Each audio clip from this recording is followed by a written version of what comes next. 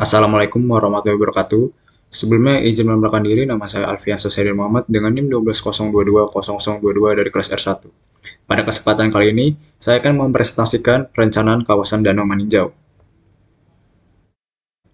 Berikut outline dalam presentasi ini. Yang pertama adalah teori pembangunan berkelanjutan, yang kedua terdapat teori pengembangan ekonomi biodiversitas, ketiga definisi kawasan strategis nasional berdasarkan sudut kepentingan lingkungan, selanjutnya gambaran kawasan Danau Maninjau, selanjutnya rencana dan pengelolaan Danau Maninjau, selanjutnya ulasan kritis, ulasan agenda kebijakan, dan agenda penelitian masa depan. Outline pertama adalah teori pembangunan berkelanjutan. Teori pembangunan berkelanjutan adalah suatu teori yang proses perkembangannya dapat meningkatkan tingkat perekonomian, menjaga kelestarian lingkungan dan keadaan sosial untuk kebermanfaatan generasi sekarang dan generasi di masa depan. Terdapat tiga pilar teori pembangunan berkelanjutan, yaitu lingkungan, sosial, dan ekonomi.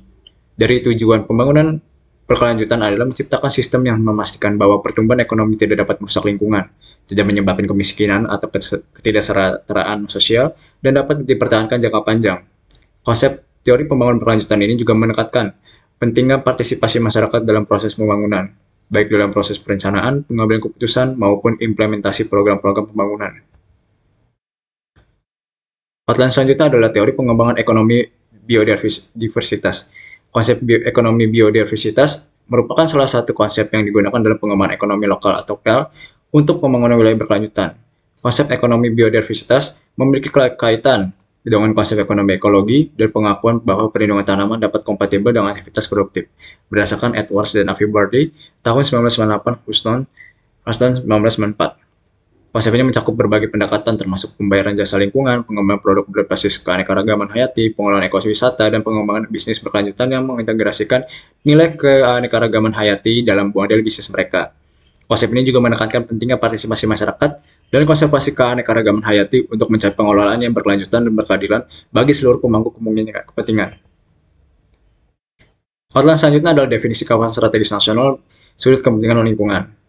Yang pertama adalah KSN sudut kepentingan lingkungan. Kawasan strategis nasional sudut kepentingan lingkungan adalah wilayah penataan ruangnya diprioritaskan karena mempunyai pengaruh sangat penting secara nasional terhadap pelindungan atau kelestarian keanekaragaman hayati. Selanjutnya, pengertian kawasan Danau Maninjau berdasarkan Perda Nomor 7 Tahun 2021 tentang Rencana Tata Ruang Wilayah Kabupaten Agam tahun 2021 sampai 2041 dapat dijelaskan KSN Danau Maninjau adalah wilayah penataan ruangnya diprioritaskan karena mempunyai pengaruh yang sangat penting secara nasional terhadap kedaulatan negara, pertahanan dan keamanan negara, ekonomi sosial, budaya, dan atau lingkungan, termasuk wilayah yang telah ditetapkan sebagai warisan dunia. Selanjutnya terdapat gambaran umum wilayah Danau Maninjau, terdapat peta gambaran umum Danau Maninjau yang bisa dijelaskan atau deskripsi, yaitu Danau Maninjau yang terletak di Kecamatan Tanjung Raya, Kabupaten Agam, Sumatera Barat, yang merupakan memiliki ketinggian 461,50 meter dan juga merupakan danau vulkanik di atas permukaan laut yang memiliki panjang sekitar 16 km, lebar 8 km, luas 9.950 hektar, serta kedalaman 157 meter berdasarkan Badan Pusat Statistik Agam 2017. Danau Maninjau juga merupakan salah satu danau terpopuler berikut dengan keindahan alam dan sebagai sumber kehidupan bagi masyarakat setempat. Kawasan Danau Maninjau juga merupakan bagian memegang peranan penting dalam perekonomian Kabupaten Agam. Kegiatan perekonomian unggulan di kecamatan ini terletak pada sektor dan subsektor pertanian tanaman pangan, perkebunan, perikanan, dan serta pariwisata. Selanjutnya gambaran kawasan Danau Maninjau. Berdasarkan Perda Nomor 7 Tahun 2021 tentang Rencana Tata Ruang Wilayah Kabupaten Agam tahun 2021 sampai 2041, KSN Danau Maninjau yang berada di kabupaten sebagaimana dimaksud dalam pasal RT RW 31 ayat 2 huruf A, yaitu kawasan Danau Maninjau di Kecamatan Tanjung Raya adalah kawasan strategis dari sudut kepentingan lingkungan hidup.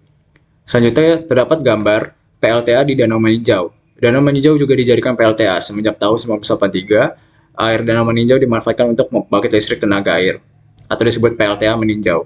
Memproduksi energi listrik dengan frekuensi 50 Hz, tegangan 10 kV, dan menghasilkan daya 4x17 MW.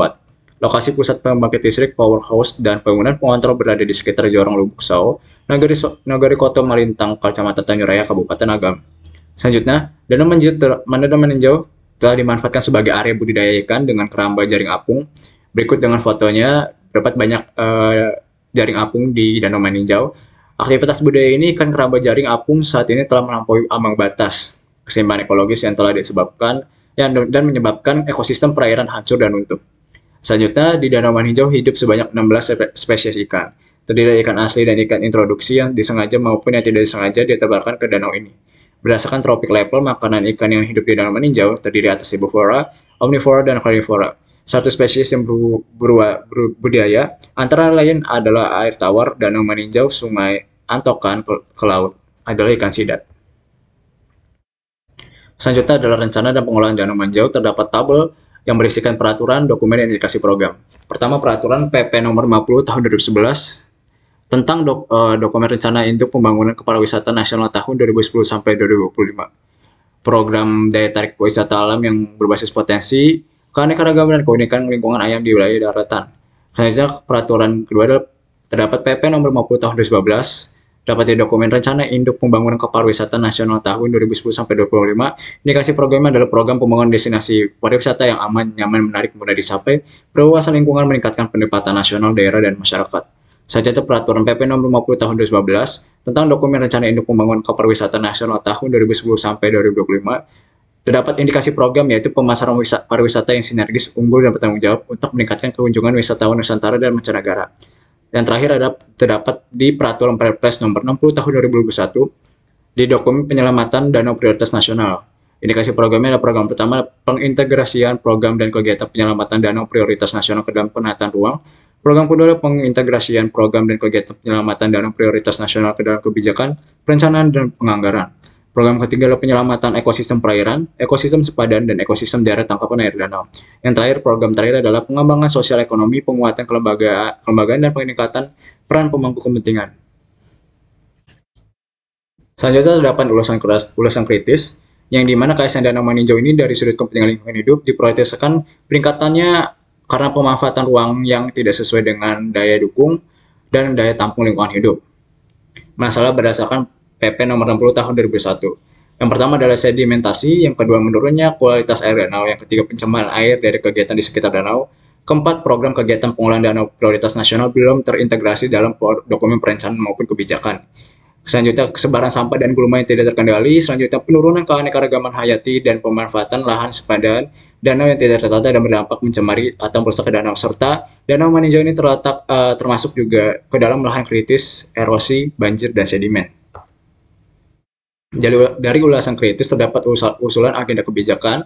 Usulan agenda kebijakan ini terdapat pada lampiran Perpres nomor 60 tahun 2021 tentang penyelamatan danau prioritas nasional dengan target sampai 2021 sampai 2021. Dapat dilihat di bawah ini. Yang pertama adalah terdapat strategi pertama, pengintegrasian program dan kegiatan penyelamatan danau prioritas nasional ke dalam penataan ruang.